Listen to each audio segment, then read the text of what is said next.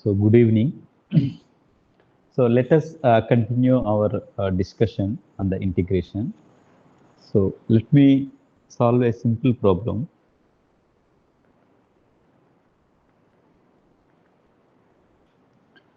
Evaluate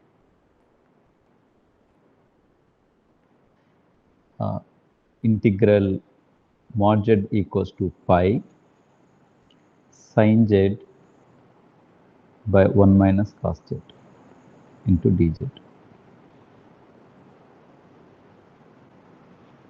So this, if we want to evaluate this one, let us simplify the integrand. Okay. Let me call this one as I.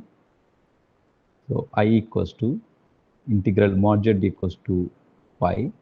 So I will write sin z as 2 sin z by 2 and cos z by 2.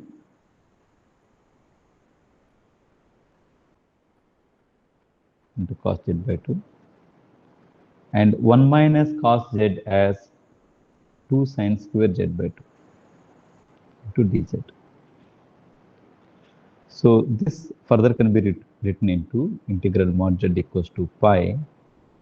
This is cos z by 2 by sin z by 2 into dz. Now let us see where this sin z by 2 equals to 0. Okay. Note that sin z by 2 equals to 0 if and only if your z by 2 is nothing but n pi, n belongs to z. So this implies your z is equals to 2n pi. So if you draw a circle with radius pi, okay, centered at the origin. So how many singularities? So these are all the singularities, okay, for sin z by 2.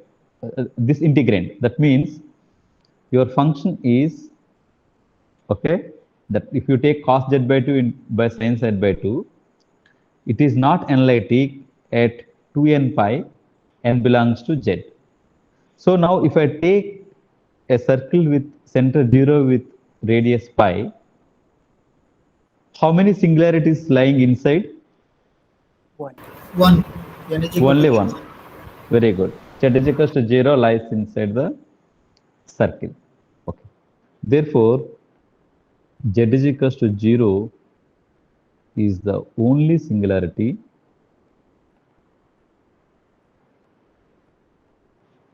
which lies in mod Z equals to pi. And what kind of singularity it is? Z is equals to 0. Z is equals to 0 is isolated. Okay. I is isolated.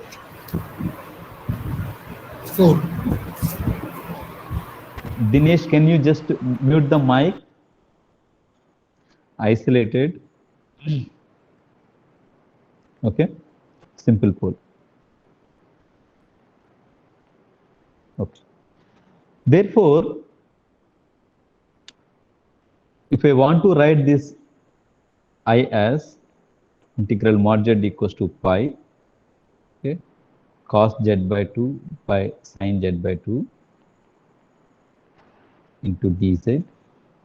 So this is nothing but 2 pi I times the residue of cos z by 2 by sin z by 2 at 0, right? So now our job is to find out what is the residue of cos z by 2 by sin z by 2 at the origin. Okay. Okay. So since z is equals to 0 is a simple pole for this function, okay. Since z is equals to 0 is a simple pole for cos z by 2 by sin z by 2 in mod z equals to pi, the residue of cos z by 2 by sin z by 2 at the origin is nothing but limit z goes to 0, z into cos z by 2 by sin z by 2. So what is its value? What is its value? 2, sir. 2. 2. Therefore, your I equals to 2 pi I times 2. This is nothing but 4 pi I. Okay. So we are looking into the singularities which are lying inside mod z less than pi. So we are looking the singularities inside only. Okay. Suppose if I increase this mod z, the circle mod z equals to pi, then we will get few more singularities inside. So in that case, we will find out the residues at that point and we will add it up and multiply by 2 pi I using the residue theorem. Okay, so that I will prove in a couple of minutes. Okay, so let me write one more example. So evaluate integral 0 to 2 pi e power I theta minus in theta into d theta. Okay, so here what we do, we will take this e power I theta is our z. So let z is equals to e power I theta. Then our dz is nothing but I into e power I theta into d theta. So, but e power I theta can be written into z, therefore I into z into d theta. Therefore, your d theta is nothing but dz by iz. Okay, your d theta is nothing but dz by iz. Okay. Now, let me call this one as I, so that it's easy for me to write integral. So, if z is equals to e power I theta, then what is mod z? Mod z equals to 1. 1. Therefore, thank you. The integral I is nothing but integral mod z equals to 1 e power okay, e power z. Maybe if you want, I can write one more step here and then we will simplify. Integral 0 to 2 pi e power I theta into e power, okay, minus in theta d theta. So now this can be written as integral mod z equals to 1 and this is nothing but e power z into, sorry, this can be written into z to the power of e power I theta. I will write z. Okay, so this is nothing but z to the power of minus n. Am I right? This quantity. So instead of d theta, I will write dz by iz. Okay, so this turns out to be integral mod z equals to 1. I will take 1 by I outside. So e power z by z to the power of n plus 1 into dz. Okay. Now let us write what is its value. Okay. Suppose if n equals to, okay, minus 1, minus 2, minus 3. Okay. N equals to minus 1 means what? This integrand is an entire analytic function. Am I right? N equals to minus 1 gives e power z. N equals to minus 2 gives z into e power z. N equals to minus 3 gives z square into e power z. These are all analytic functions. Okay. So by Cauchy's theorem,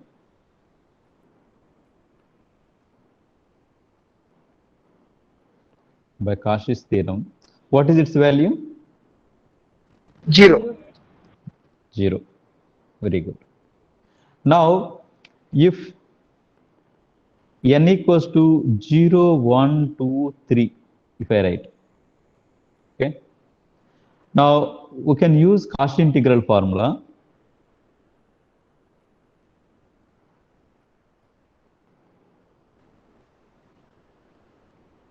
By Cauchy integral formula. What is its value? This is nothing but, yeah, 2 pi I by n factorial into 1 by I will be there. So this get cancelled. Maybe 1 over I. So, okay. So here we have seen there is one singularity. So we are evaluating. Okay. So suppose we have many finite singularities inside the domain. Okay. So how to deal with? Okay. It is called the famous result Cauchy residue theorem.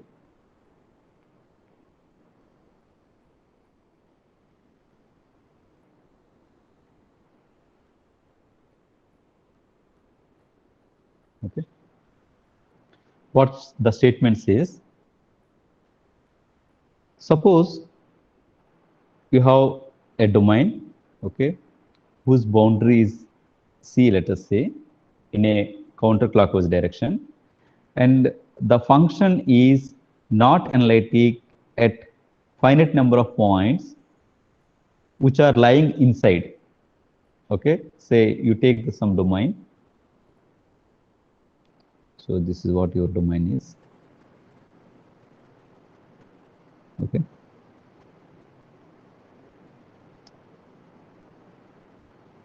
This is what your domain.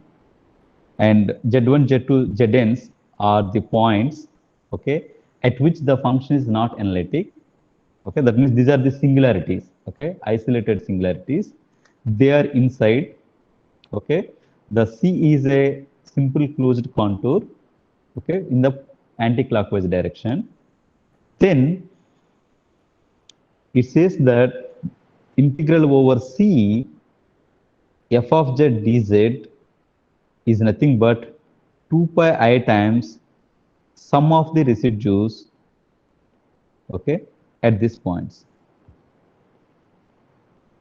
at this z case. This is called residue theorem. Okay, let me give the statement properly. So what it means that if f is if f is analytic except at finite number of isolated singularities, okay, and C is any simple closed contour which contains these points, which is in the anti-clockwise direction, then integral over C f of z is nothing but 2 pi I times sum of the residues. Okay, let me write the statement. Suppose f of z is analytic inside and on a simple closed contour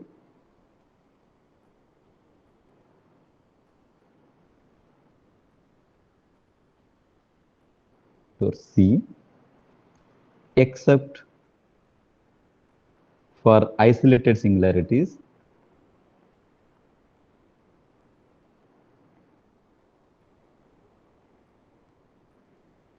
at z is equals to at z1, z2 and so on, zn inside C, then this happens. Okay. So how to deal with how to prove this one? Okay. Since f is analytic inside the domain except at the singularities, we can construct simple closed curves around Z1 that I will call as a C1, and I will construct another simple closed curve C2 which contains Z2 and so on, and another simple closed curve Cn which contains Zn, where the C1, C2, Cn's are mutually disjoint. Okay. So let me write about each isolated singularity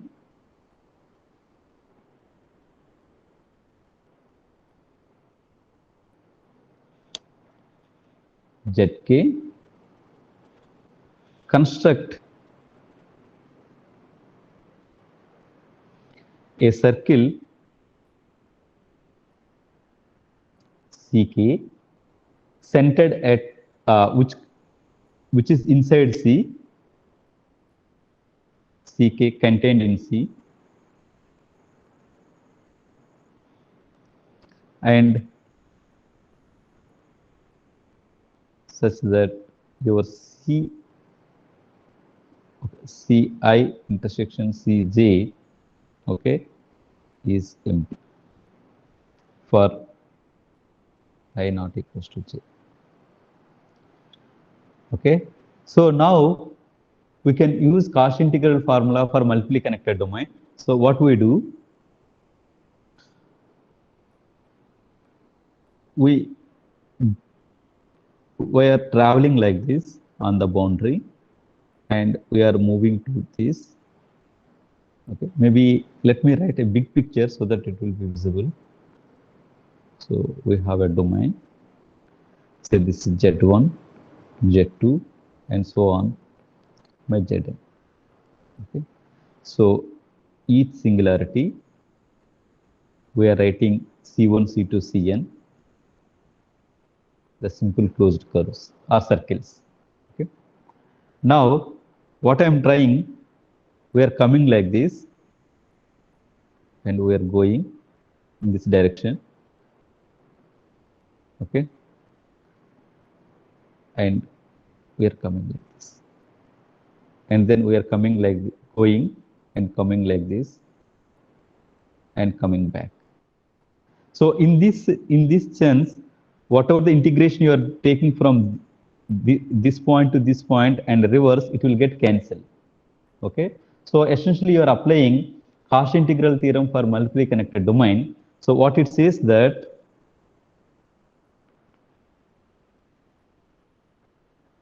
by Cauchy integral theorem for multiply connected domain,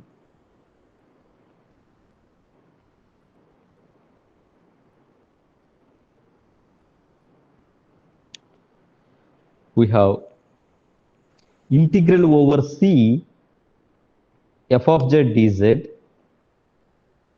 is same as sum of the integrals, integral over C1 f of z dz plus integral over C2 f of z dz and so on, plus integral over Cn f of z dz. Okay, this I will call as my 1, where the integration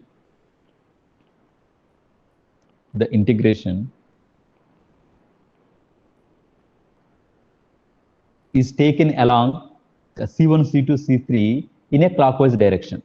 Okay, along each circle, each interior contours is counterclockwise direction or is in clockwise direction.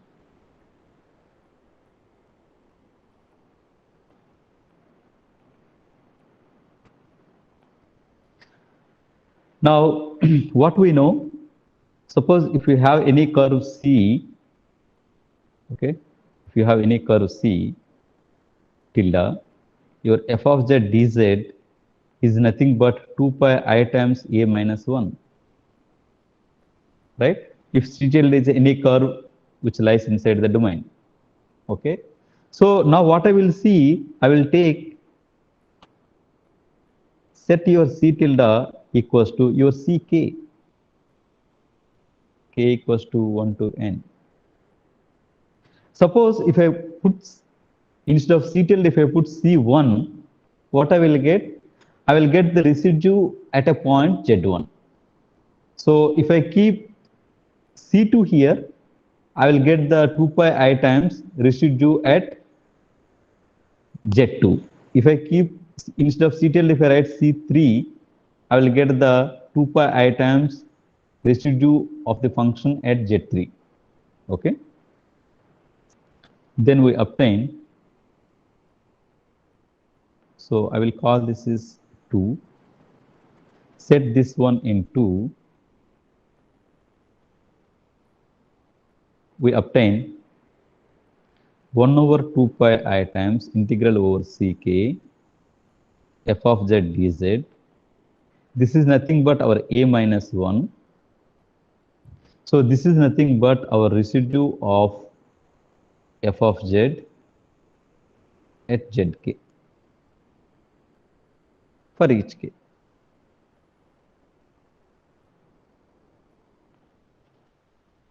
Okay. Therefore, if I use this equation 3, from 1 and 3,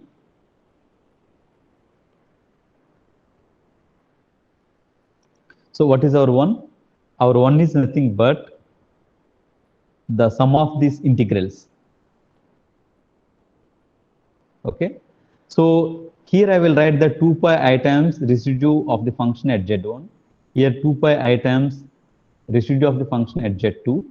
Okay. And here 2 pi I times residue of the function at zn.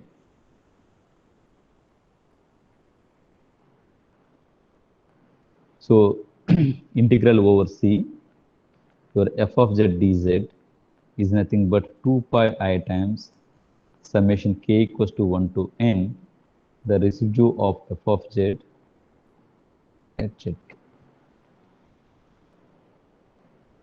Okay. So this completes the proof.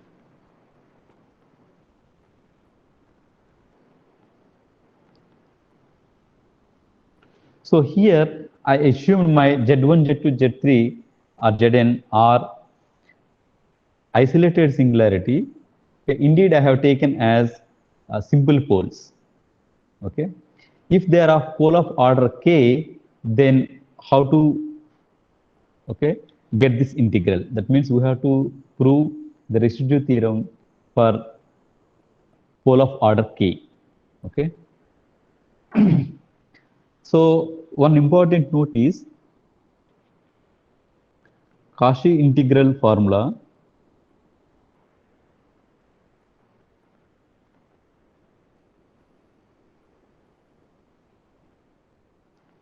is a special case of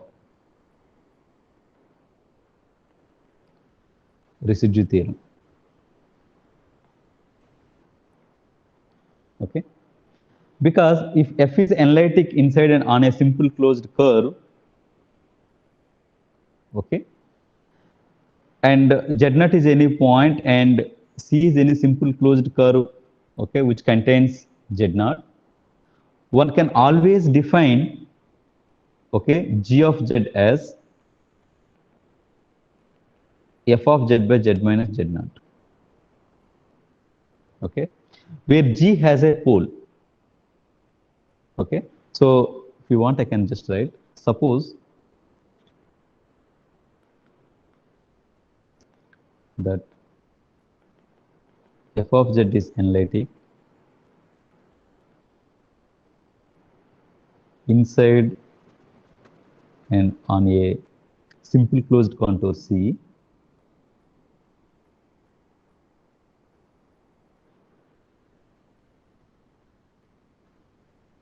containing the point z naught, then we can write g of z is f of z by z minus z naught, where g has a simple pole at z naught. Okay, then g has a simple pole at z naught. When if our f of z naught not equals to 0, otherwise the pole of the order of the pole may increase. Okay, so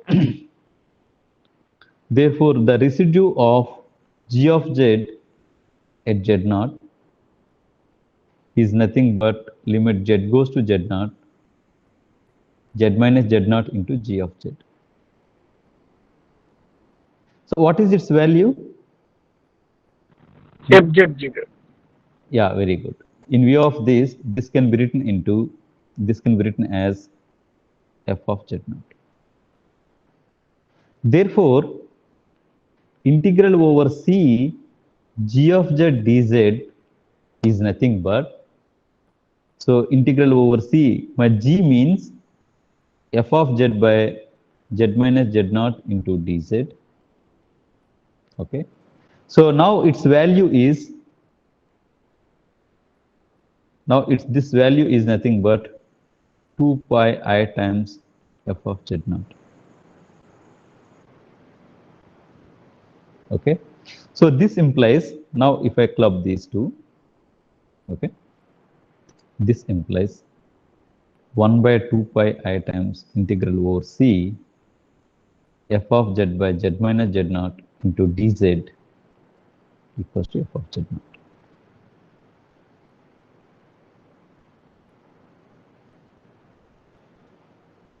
Okay. So let us see if f of z has a pole of order k at a point z naught, then how to find out its residue. Okay. That means again in the Taylor series expansion, we need to find out, okay, a minus 1. Suppose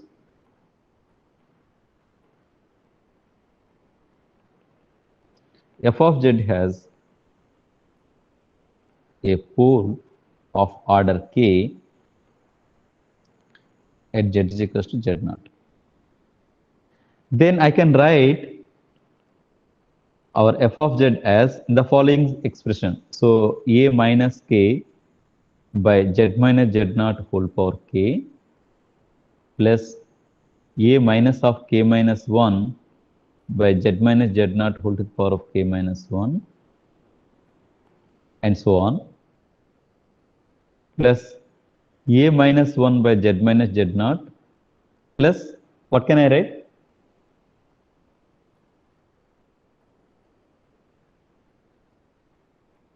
What can I write? Summation k is equal to 0 to infinity ak z minus z naught to the power k. So I can write some g of z which is analytic. Can I write? So g of z which is analytic. Okay. So this happens in the deleted neighborhood of z naught. Okay. So now if I multiply for this f of z by z minus z naught whole to the power of k, okay, this implies z minus z naught whole to the power of k into f of z, okay, is nothing but a minus k plus a minus k plus 1, okay, into z minus z naught and so on, okay, plus a minus 1 into z minus z naught whole to the power of k minus 1, okay, plus our g of z into z minus z naught whole to the power of k. So what is our aim? Our aim is to find out what is our a minus 1. Okay. So how to proceed? So I want to find up to k minus 1. Yeah. So I will take the derivative up to k minus 1 to z minus z naught whole to the power of k into f of z. So if I do so, so I will get, okay, something. Then I will apply limit z goes to z naught.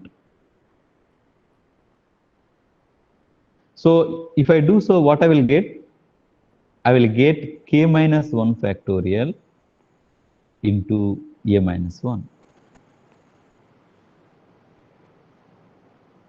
Okay. Therefore, your a minus 1 is nothing but limit z goes to z naught d power k minus 1 by dz to the power of k minus 1 into z minus z naught whole to the power of k into f of z.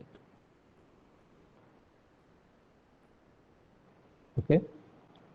So in the residue theorem, if some of the singularities are of some poles, okay, of order some k, then you have to find out the residue. So divided by factorial k minus 1. Hello? Yeah, 1 by k minus 1 factorial is missing. That's what, right? You are saying.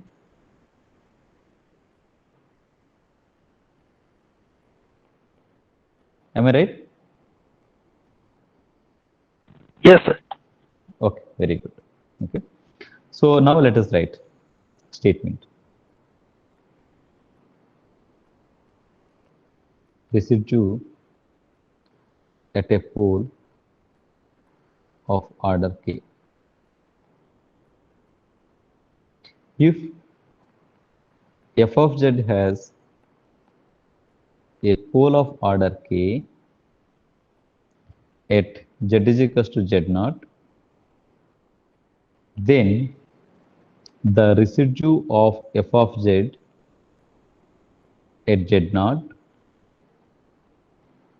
can be obtained by 1 by k minus 1 factorial into limit z goes to z naught d power k minus 1 by dz to the power of k minus 1 into z minus z naught whole to the power of k into f of z.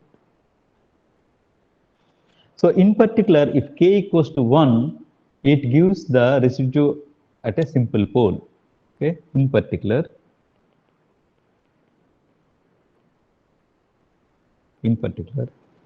if f has a simple pole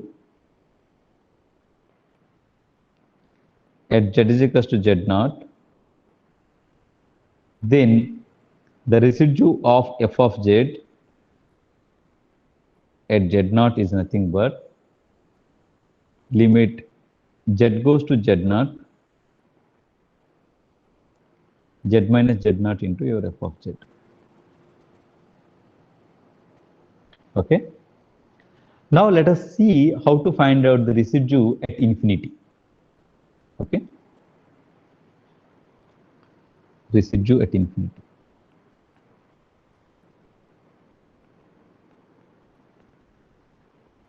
Okay. So let z is equals to infinity is an isolated singularity of f of z. Then what we can see in the deleted neighborhood of infinity, we can write the Taylor series expansion of f of z. Okay. Then f of z is analytic in a deleted neighborhood of infinity. Okay. So by Lorentz theorem,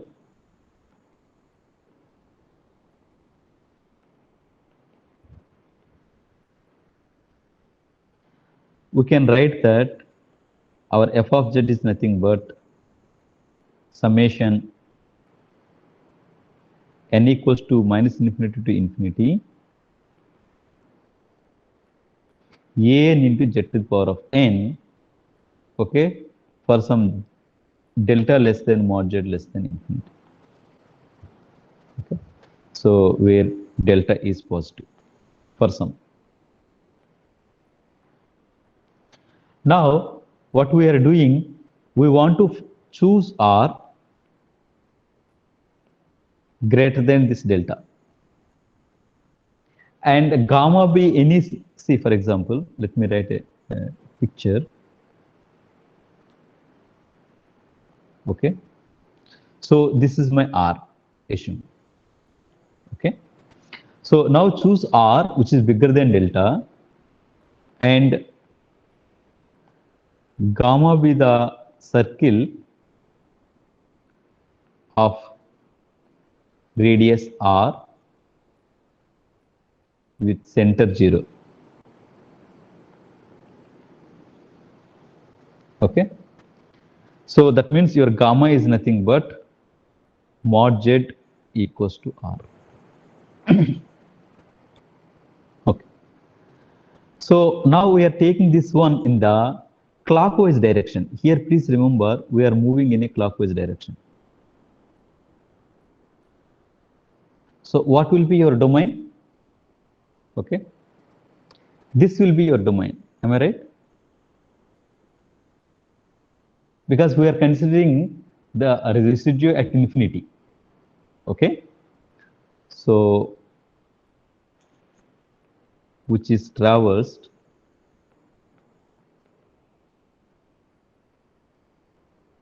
in a clockwise direction.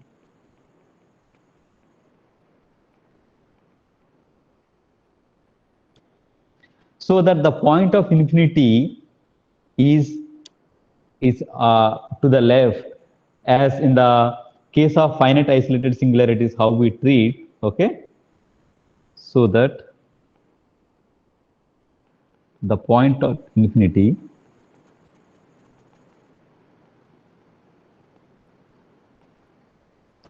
is to the left,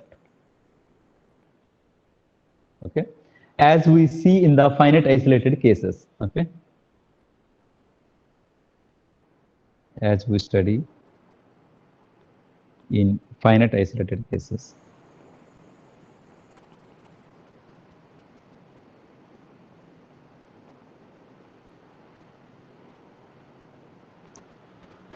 Now, observe that integral over gamma, your z to the power of n into dz. Okay, see, your z, your gamma is, this is your gamma. This is your gamma. Okay. So, what is its value? Suppose if I take my n is not equals to -1. Okay. So, what will be its value? Someone? If my n is not equals to -1, yeah, how much? 0. 0. Very good. And if I take my integral gamma 1 by z dz, what is its value? 2 pi I. Is it just a 2 pi I? Sir, minus 2 pi. Minus 2 pi. Very good, minus 2 pi I. Because you are traversing in a clockwise direction. Okay? You are traversing in a clockwise direction. Therefore, the minus sign will come here. Okay. Now, so what is our f of z we are writing? Okay. Our f of z is nothing but summation n equals to minus infinity to infinity n into z to the power of n. Okay. So now if you take any compact disk, okay, now we will use the uniform convergence. Okay. Thus, because of uniform convergence,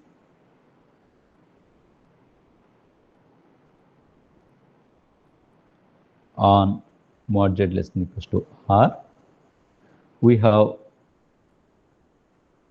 so what we are writing, 1 by 2 pi I times integral over gamma, your f of z dz equals to, so 1 by 2 pi I times integral over gamma, your f of z is nothing but this series, am I right?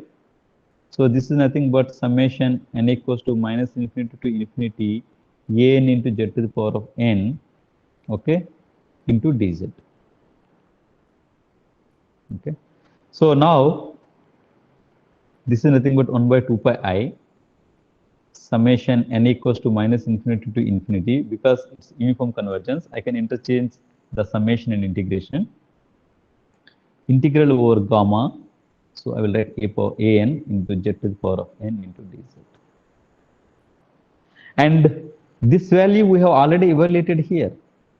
This value is 0 if n not equals to -1. At n equals to -1, this is nothing but 2 pi I.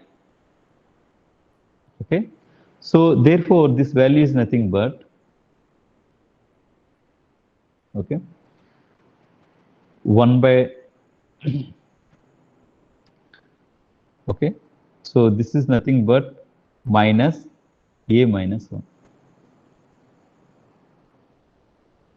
Okay, because 1 by 2 pi a 2 pi a will get cancelled. This is nothing but a minus 1. Therefore, we define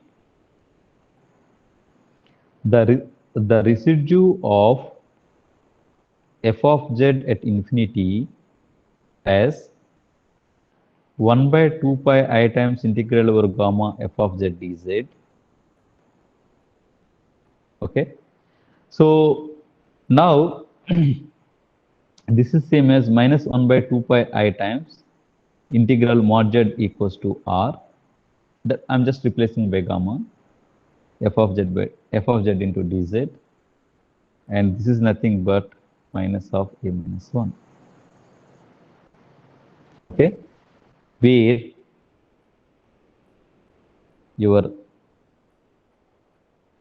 r is greater than delta. Therefore, what we obtained? Therefore, 1 by 2 pi I times integral of mod z equals to r, f of z dz equals to minus residue of f of z at infinity. Okay, this is what we obtained.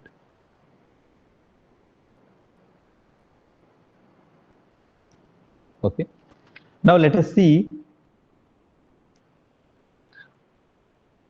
Suppose let us write our f of z is nothing but, again I'm writing, our f of z is nothing but summation n equals to minus infinity to infinity a n into z to the power of n, and this is analytic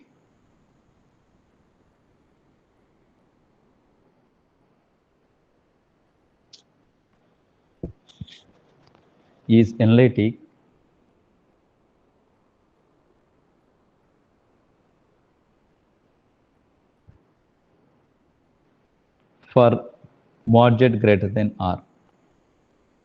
Okay, so this if and only if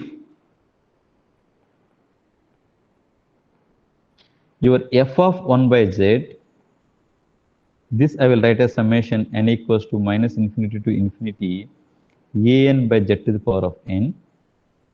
Okay, this is analytic for 0 less than, okay, can I write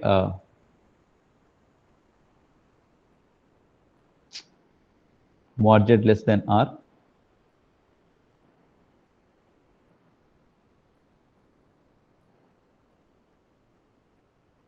Okay, therefore your a minus 1 is nothing but the coefficient of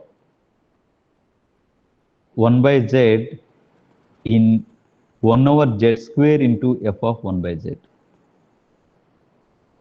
Okay, so now if you write that a minus 1, okay, so if you write the series expansion of f of 1 by z and if you multiply by 1 by z square, then that is nothing but a minus 1. Okay, so this is nothing but the series expansion we have written, minus infinity to infinity a n into z to the power of n plus 2. Okay, now this is nothing but residue of 1 by z square into f of 1 by z at z is equals to 0. Okay, therefore what we have written, the residue of f of z at infinity is nothing but minus residue of 1 by z square of f of 1 by z at origin. So this means residue of f of z at infinity plus residue at 1 over z square into f of 1 by z at 0 equals to 0. Okay. Now we will state Now, since we know how to find out the residue at infinity for a given function, when infinity is a singularity, so we can state the result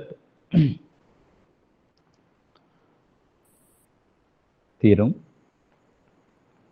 residue theorem in the extended complex plane. Okay, residue theorem in C infinity. Okay, suppose f of z is analytic in C infinity, except for isolated singularities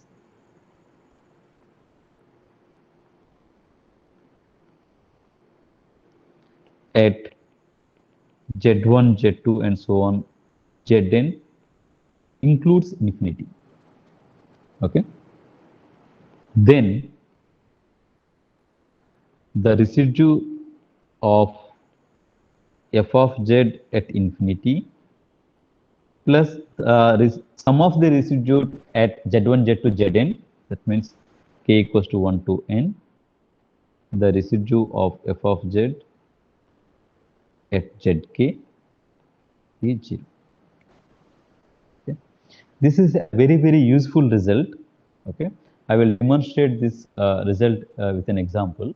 Okay, so what it says that if f is analytic in C infinity except at finite number of singularities, which includes infinity, then the sum of the residues at the finite number of singularities and the residue at infinity is 0. Okay.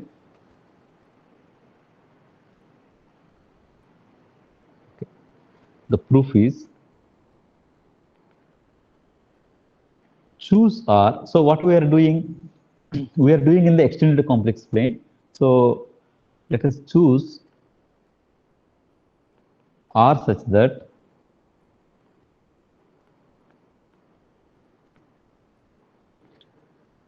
all the isolated singularities in C are within this mod z less than R. Okay. All the isolated singularities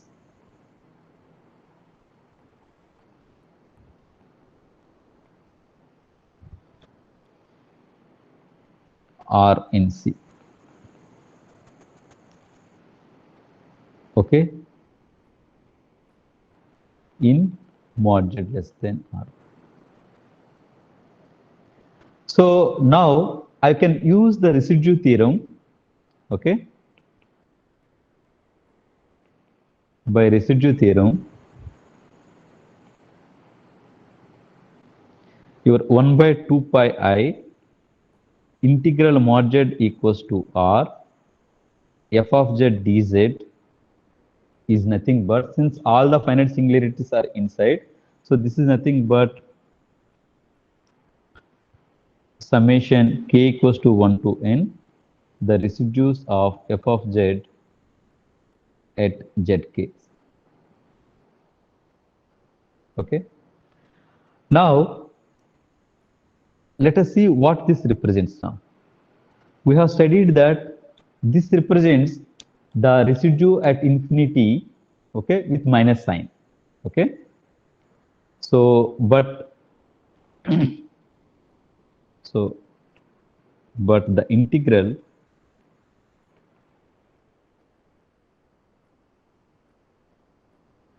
on left of, say, just I will call as 1, left of 1 is nothing but the residue of f of z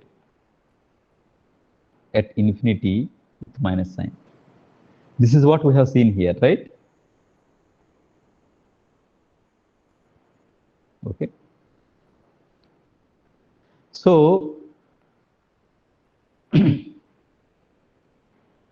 this implies minus residue of f of z at infinity equals to summation k equals to 1 to n, the residues of f of z at z case. Okay, this implies residue of f of z at infinity plus summation k equals to 1 to n, the residue of f of z at your zk is equals to 0. Okay. So to see this, okay, and I want to illustrate the beauty of this result. Okay. So for a simple case, let us see if f of z is equals to 1 by 1 minus z. Okay. For 0 less than mod z less than infinity. Okay. Now, if you define g of z as f of 1 by z, then what is f of 1 by z? This is 1 minus z. Okay. Now, for f of z, z is equals to 0 is a simple pole, right? Here, z is equals to 0 is a simple pole for f of z. Okay. Now, let me write what is my f of 1 by z into 1 by z square. This is nothing but 1 by z square into, okay, 1 minus 1 by z. No. This is nothing but 1 minus z. So this is same as 1 by z square minus 1 by z. Therefore,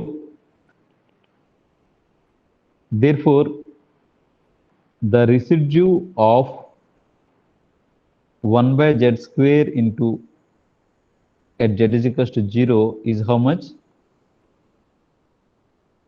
The residue of 1 by z square into f of 1 by z at z is equals to 0 is nothing but minus 1. Okay. Therefore, and moreover, just see that z is equals to 0 if you take g of z as f of 1 by z. Okay. So z is equals to 0 is a removable singularity for this. Okay. Therefore, what we can write, f of z has removable singularity at z is equals to infinity. And the residue of your f of z at infinity is obtained here. Okay. So its value is nothing but minus a minus 1. This is same as, okay, minus of minus 1. This is same as 1. Okay. Therefore, and also we see that z is equals to 0 is the only singularity for f of z, and which is a simple pole. Therefore, since z is equals to 0 is the only simple pole,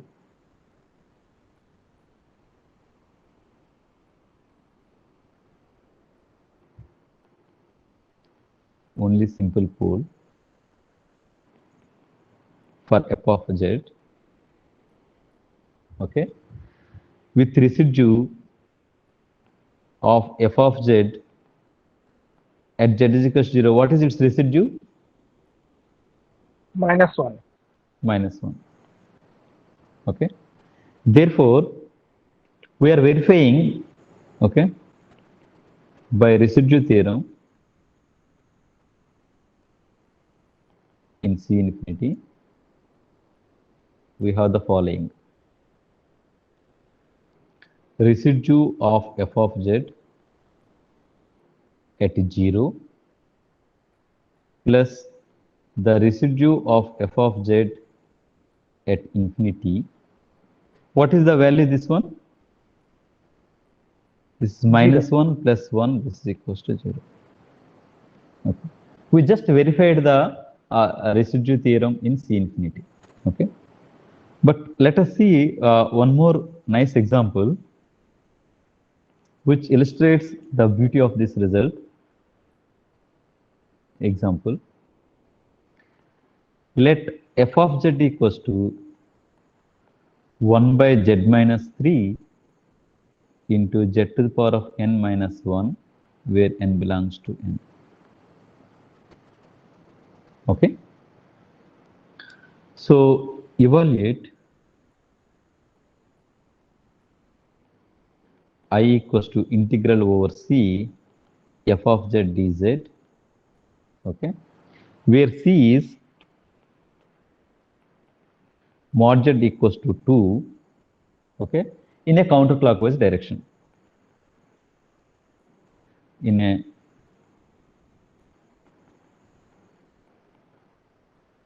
counterclockwise direction.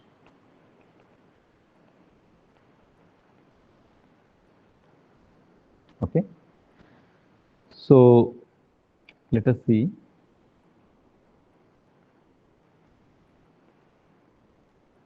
So I'm taking a disk with radius 2. With radius 2. So if I take, what are the singularities for your f of z? What are the singularities for f of z? 1 and 3. Z equal to 1 and Z is equals to 1 is the only singularity for this? All the No, nth no, no. roots of unity, sir. Yeah. nth Z root is, of- Z is equals to 3 is a singularity, which is a simple pole. And nth roots of unity are the singularities. Okay. Now, when I take my c equals to 2, so my z is equals to 3 lies outside. Right? So now I have the nth roots of unity lies inside. Okay. Here nth roots of unity lies. Okay, this is 1. Good. So let us write z is equals to 3 lies outside of mod z equals to 2. And the only singularities which is inside mod z equals to 2 are the nth roots of unity. The only singularities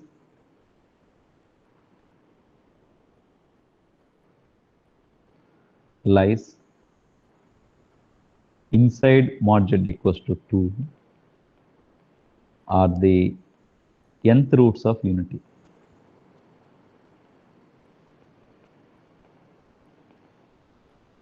Okay, and we say those are, say, z1, z2, and so on, zn. Okay, very good. So by Cauchy integral theorem, by residue theorem, okay, if I want to evaluate inside this integral, my integral is nothing but 2 pi I times sum of the residues inside this one. Am I right? Yes, sir. Okay, okay. By residue theorem,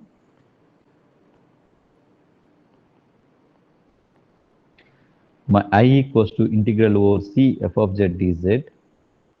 So maybe here I will write what is our c.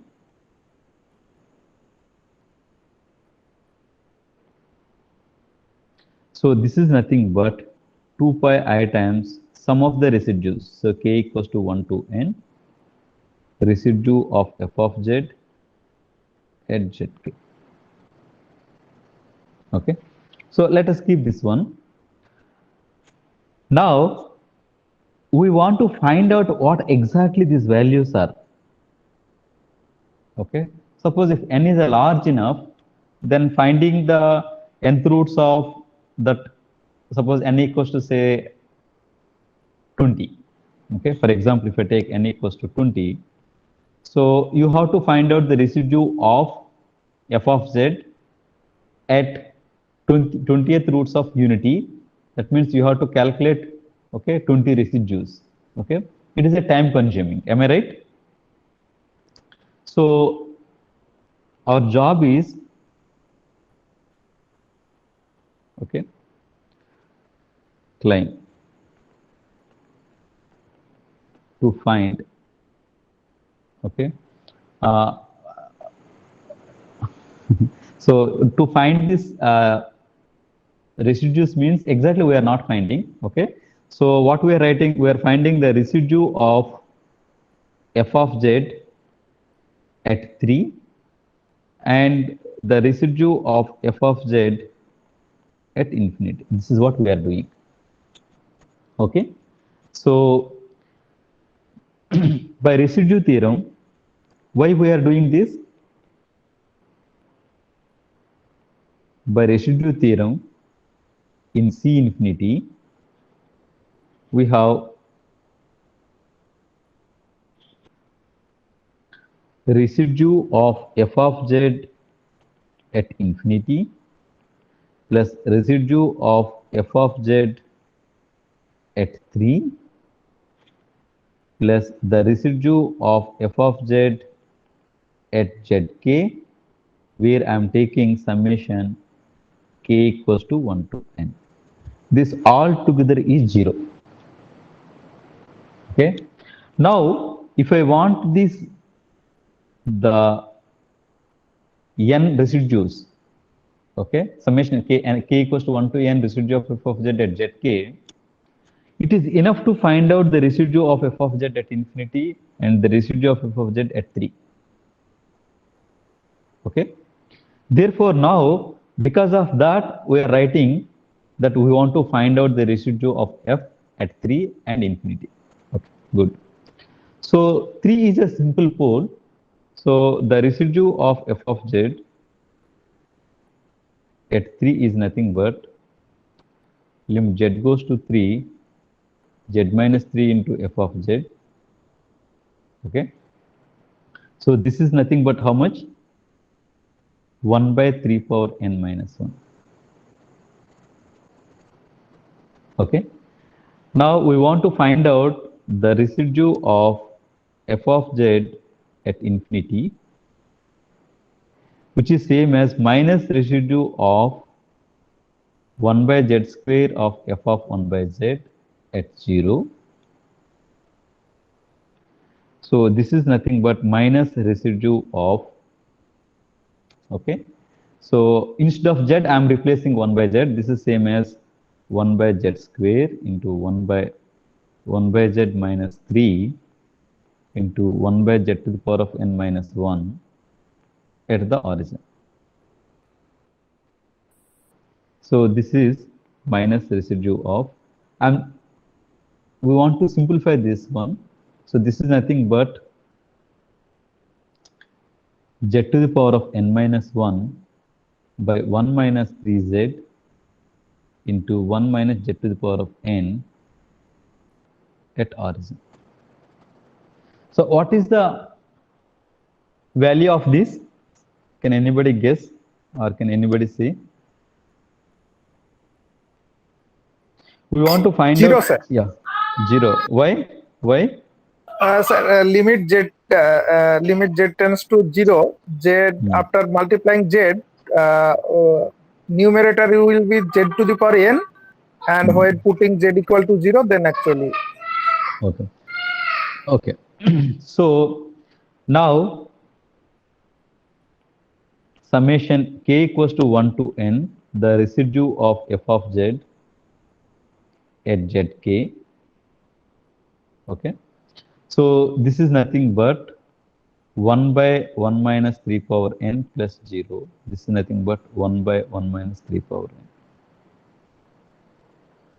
Okay.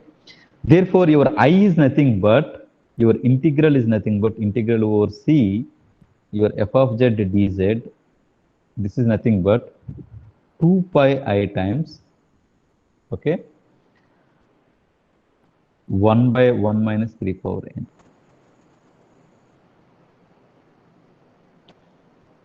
See, the idea here is, instead of finding the residues at the one roots of unity, we have find out the residue of the function at 3 and the residue of the function at infinity. Okay. Is it clear?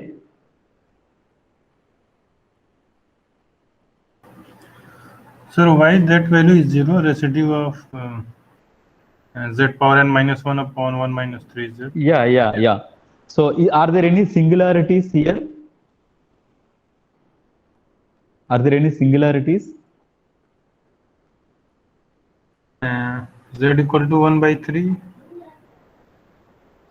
Where you are having z is equal to 1 by 3. Where are you working now?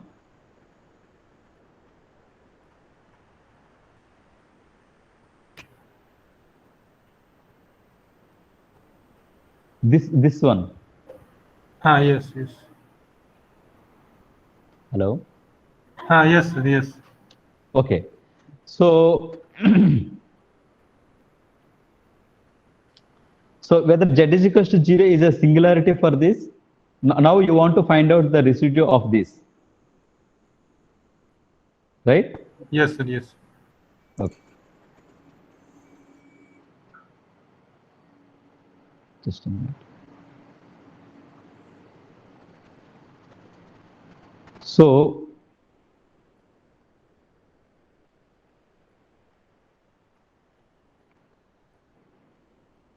what you are finding, z is equal to 0 you are finding, am I right? Yes. Okay. So z is equal to 0, what will happen for this?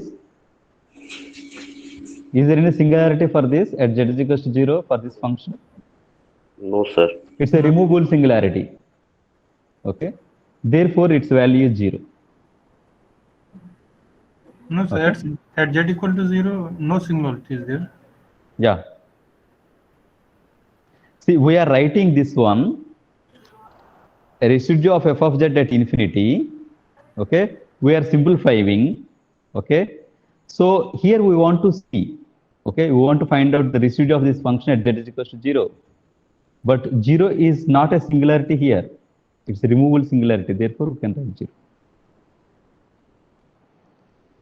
So the residues plays very vital role in computing some kind of improper integrals of real improper integrals.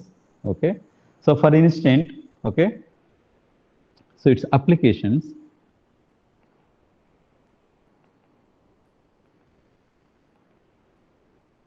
Its applications. For example, its applications, okay, to evaluate certain improper integrals.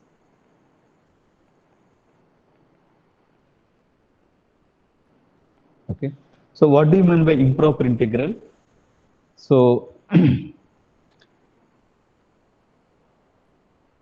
suppose integral a to b f of x dx is given. Okay. Suppose your f is a unbounded function, then such integral is called improper integral. Suppose either of these, if the limits of the integrations are not finite, then it is called an improper integral of the first kind. Okay. And if the function is unbounded, then it is called improper integral of second kind. And both can happen. Okay. In that case, how to find out such kind of integrals? For not all, maybe certain kind of improper integrals, we can always evaluate it.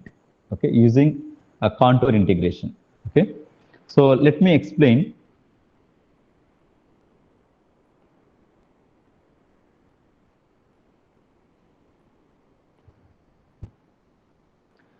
So I will explain first. I will give an example which is applicable, okay, for a variety class of meromorphic functions.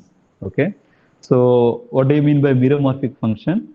A function is said to be meromorphic if the singularities are nothing but the only poles. The only singularities are the nothing but poles. Okay. So let me write here. Maybe with the definition I will start. Maybe more I will discuss in next and tomorrow's class.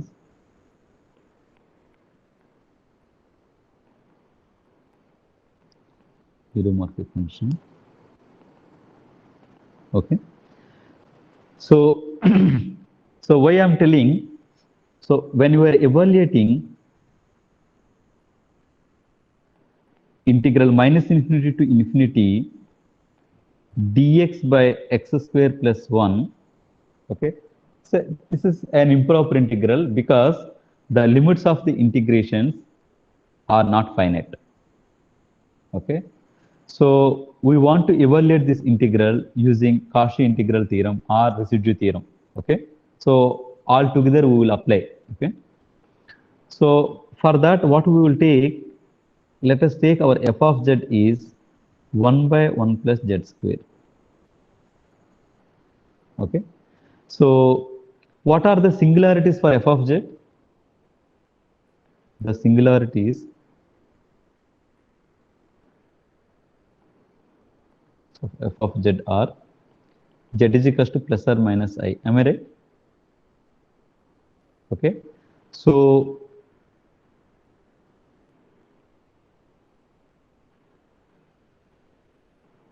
your I is somewhere here. Okay, so now I want to take a circle with centered at origin. Maybe I will take semicircle centered at origin, which covers your I. Okay, maybe this picture is not good, so let me write another picture.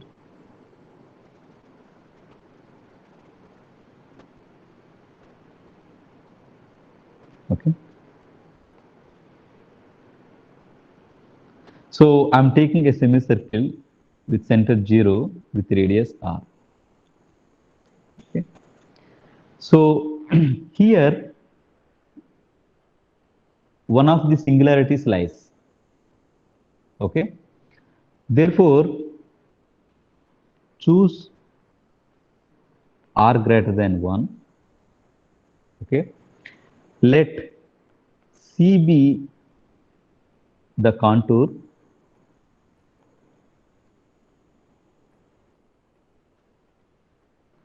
consisting of, okay, how we are writing this one as minus r to r union our CR.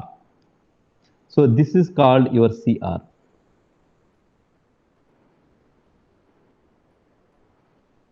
Okay, any question? Okay, so I'm taking in the upper half plane. Okay, so my contour is nothing but from minus r to r, and then this semicircle with radius r. Okay, therefore if I apply residue theorem here, the z is equals to I is the only singularities lies inside the domain. Okay, so by residue theorem,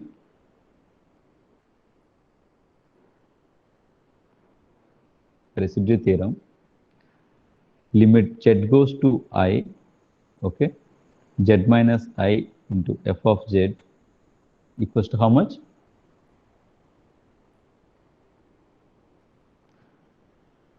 Other, or else we can just find out that, yeah. Okay, so let us write the residue theorem. This is same as 1 by 2I.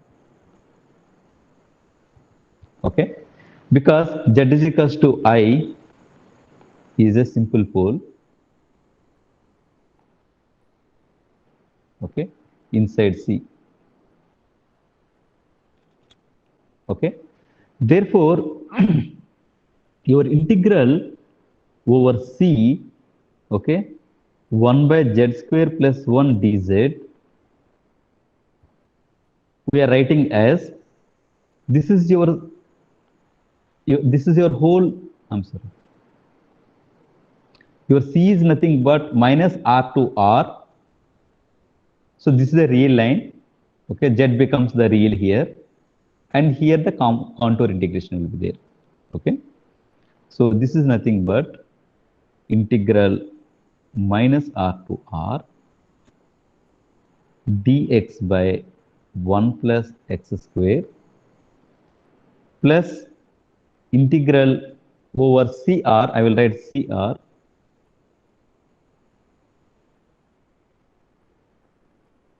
dz by z square plus 1. Okay. Now, if r goes to infinity, this is what your integral is required. Am I right? As r goes to infinity, this is what your integration is required.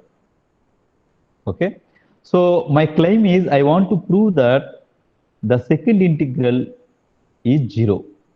That means the absolute value of this integral is 0. Okay. So let me write this one is I1 plus I2. Claim I2 is 0. Okay. For r goes to infinity. Okay. So for that, what I want to do, let me take absolute value of CR.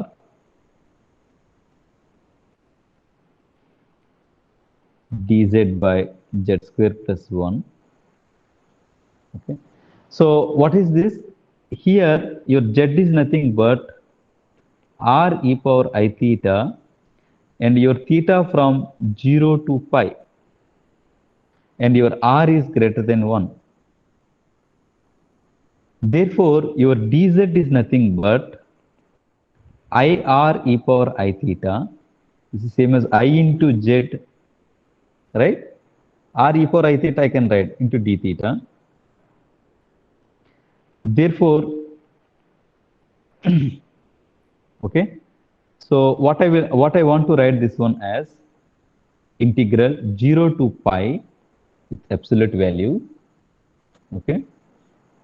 This is I r e power I theta into d theta by r square into e power 2I theta plus 1.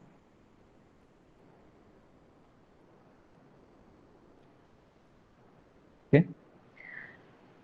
Now, if I take the absolute value inside the integration, this is less than or equals to integral 0 to pi. Okay. R by modulus of r square into e power 2I theta plus 1 into d theta.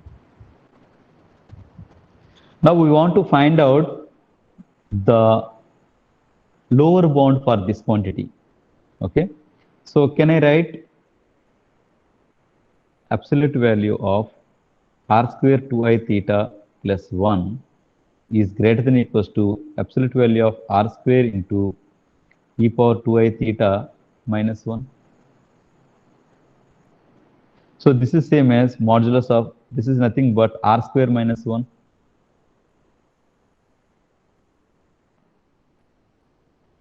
Therefore, this implies 1 by modulus of r square into 2 e power I theta plus 1 is less than or equals to 1 by r square minus 1.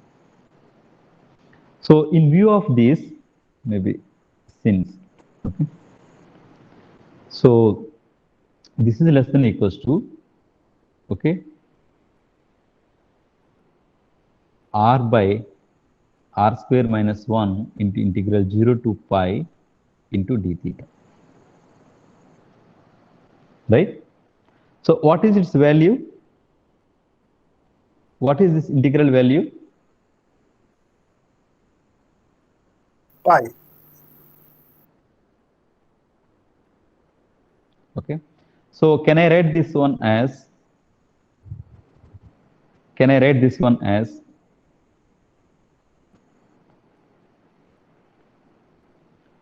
pi r by r square minus 1. Now this goes to 0 as r goes to infinity. Am I right?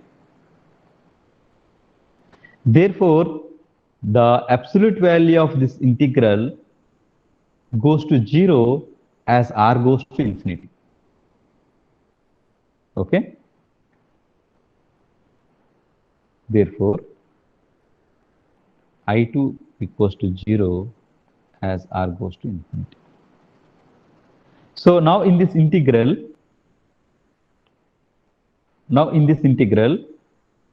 this quantity goes to 0 as r goes to infinity. So as r goes to infinity, what is its value? Integral minus infinity to infinity dx by 1 plus x square. And by residue theorem, we know its value. right? Okay. So since we found out its residue at this point, we can write easily one more step here itself. So integral over C dz by z square plus 1 is nothing but 2 pi I times 1 by 2i. So this is same as pi. Okay. So I will use the equations. This is 1, 2. From 1 and 2, your pi is nothing but integral over C, okay, dz by z square plus 1, okay, and letting r goes to infinity. Let us do both the things at one time. So this is same as integral minus infinity to infinity dx by 1 plus x square plus 0. Okay, this implies integral minus infinity to infinity dx by 1 plus x square equals to pi.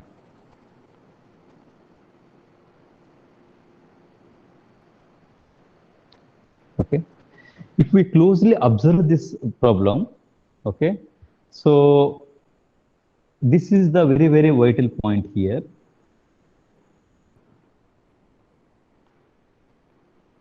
This is the very, very vital point.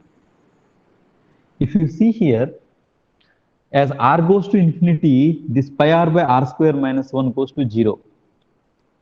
Okay.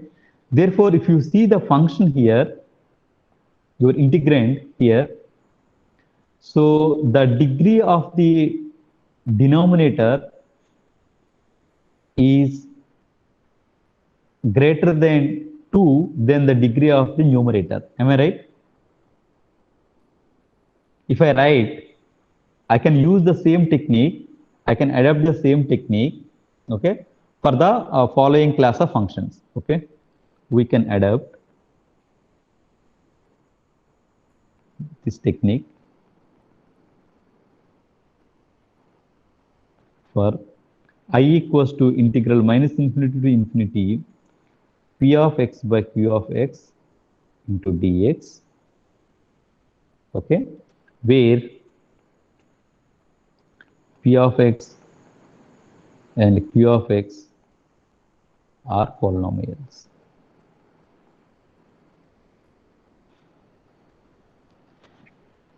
So satisfying certain conditions, okay, polynomials such that 1, your q of x is not equals to 0 for all x belongs to R. Second one is the coefficients of this p of x and q of x are the real. Okay, the coefficients of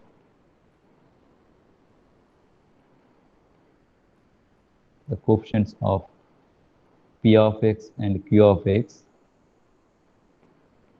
are real. Okay. Third condition is the most important condition. Degree of our q of x is greater than or equals to degree of p of x plus 2.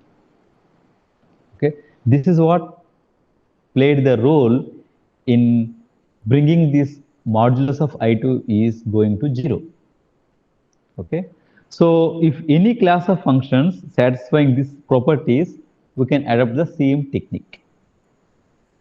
Okay, so now the question is, suppose if we have this kind of functions, say integral minus infinity to infinity p of x by q of x into say cos ax, or integral minus infinity to infinity p of x by q of x into sin ax, okay, into dx. So if we have this kind of improper integrals, can we use the same kind of technique? Okay. So that means what I want that can we take our f of z as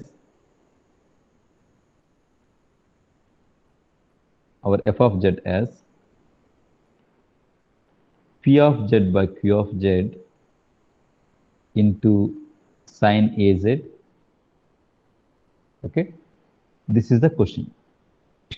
Okay, so if we consider our f of x is of this form, so we'll encounter with a problem. Okay, because at certain stage we have to prove that an integral this goes to 0 as r goes to infinity. Okay, but when we take the absolute value of this kind of integral, your sin z is unbounded function. Similarly, your cos z is an unbounded function. Therefore, we cannot consider our f of z in this fashion. Okay, so what we need to do is the following. So we cannot consider here, but however we can consider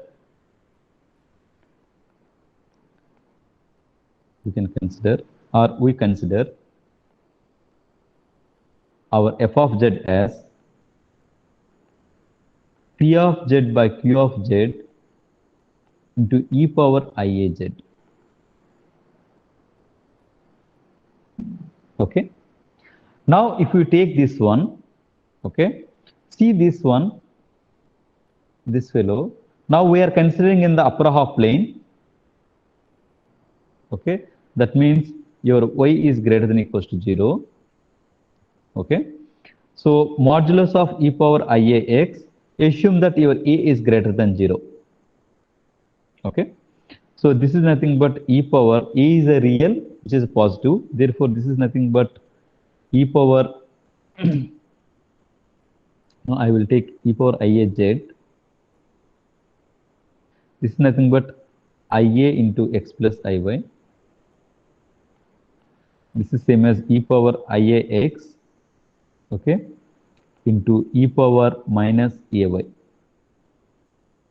So absolute value of this is 1, therefore this is same as e power minus AY.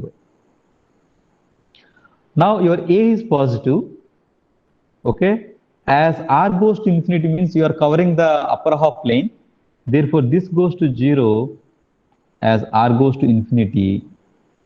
Okay, so since we are considering the upper half plane. Okay, so if a is greater than or equals to 0, suppose a is less than 0. If a is less than 0, that means this may goes to negative, this may goes to infinity. Am I right? If a is negative, Yes, yes, sir. therefore what we do, we consider our f of z as P of z by Q of z into e power minus IAZ, where a is negative. Okay, so then with this negative sign, okay, what you will get here, in this case you will get that modulus of e power minus IAZ equals to e power AY, right?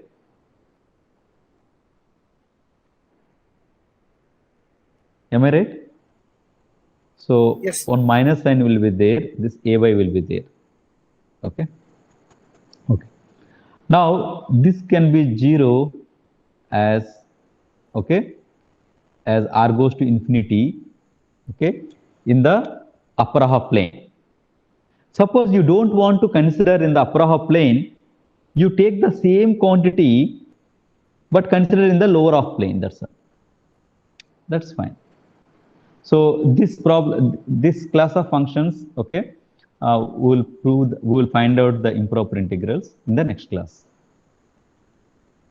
Okay, just I'm giving the idea. So in the next class, we will solve we will find out so the values of certain kind of improper integrals.